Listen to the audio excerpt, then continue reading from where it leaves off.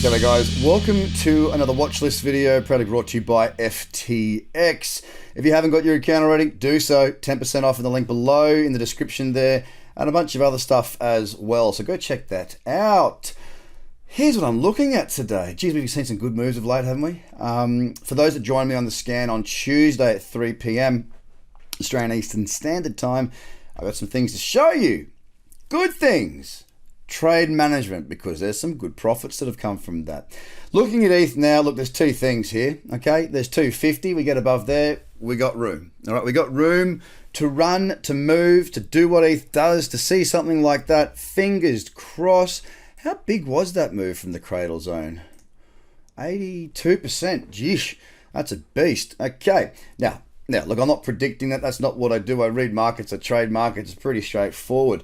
That's the higher time frame. If we don't break through here, if we pop up, that's on the cards.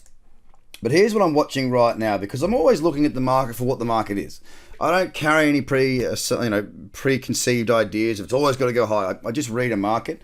And what I'm looking at here is Ethereum. I really like this level. Check it out. I know that many of you haven't done all the trading strategies that I teach. I only teach 3. You've got the crypto cradle strategy, but the breakout. What I will say is this: if you don't know what the breakout trade is, wait for it to break through and pull back in. But here's what I'm looking at.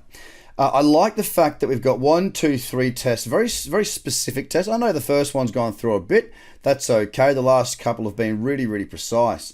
As it comes down to this level now, what we've got is a series of lower highs. Lower high here, test. Another potential lower high here. Of course, if it continues, I will look to likely raise the order there. And what that allows me to sort of see is that build up.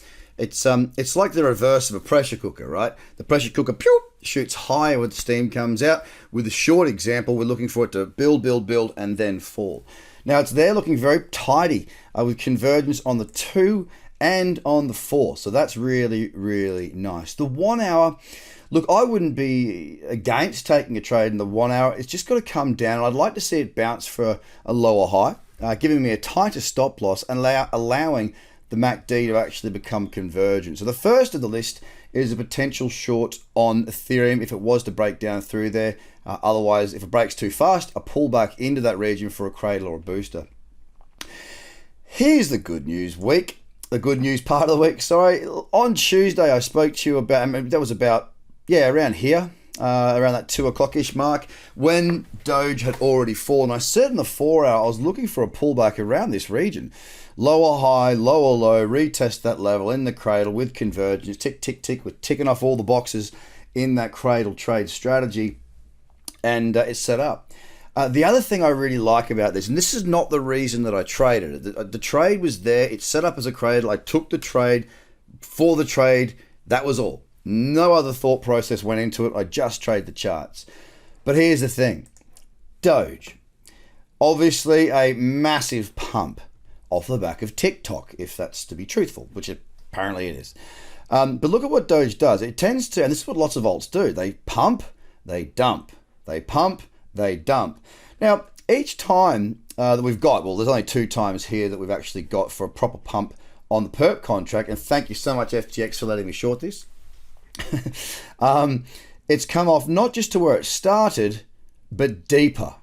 Now, I'm not suggesting I'll be able to hold all the way through a bounce like that, but look, it's come off all the way back here, and that so far has been a pullback of roughly 78.6. Now, that might seem like a deep pullback. Yeah, it is. If I was looking to go long, it would be, but I'm not. I'm already short. And here's what I'm liking the look of. The setup occurred, and there's still plenty of room for it to get back down to here. Now, I've already hit my 1-to-1 target, and this is why I wanted to show this to you. Not as a brag, but the reason I scale out. I've taken my 1-to-1, so I've locked in half of the trade as profit, and the other half still has to stop where it is. It's important for us traders to make sure that we don't get too aggressive with our stops. With crypto, we know these puppies move hard, all right? It sucks when you get stopped out by a bee's dick and then it falls or rises if it's the other direction. I'm not moving my stop. Why? Because I've already scaled out. That's the reason I do it. I've managed my risk without having to move my stop from the place that it should be, which is behind this most recent lower high. Now, if I was to see a little pullback in and it had a couple of candles and gave me a lower high, I would then move my stop down. But because I've got no risk, I'm able to just sit back and not worry about it, let the thing run. Same can be said for EOS. Another one yesterday, pulled straight back up into that region, bearish candle, 1-to-1 has been achieved. Now, this is a really good example. If you are short, whether it be EOS or Doge, this is 2 candles pulling back. Now, if the market, let's just play this out. If the market went and fell, all right, I could move my stop from up here to down here to lock in that profit, because that would then become a lower high. So it's about waiting for those opportunities that we get given by the market to move our stops. That's all I wanted to say. Okay, now, link. You might have taken that, in which case you can definitely move your stop up to here. If that's the way that it suits you, that would be the high or low. And again, that's a trailing stop where you can lock in your profit. And link, look, I'm still open to trading long on this. Just because it's already had a really big move, we've got to remember this is crypto. It can go further. Never. The market can and will go higher than what you think. The market can and will go lower than what you think. So the best thing to do is don't think. So I'm waiting for pullbacks in here. Maybe let's have a look at the 2. Look, the 2 might be all right, or better yet, maybe some of these higher time frames again, giving a nice nestle in like this was back here. That was an 8-hour cradle that went very, very well. So links on the list. Algo Perp, look at this. It was a bit of a bummer. I was waiting for a pullback into here. I got it, but I was actually waiting for, I think it was the 12-hour daily. No, it was actually just the daily.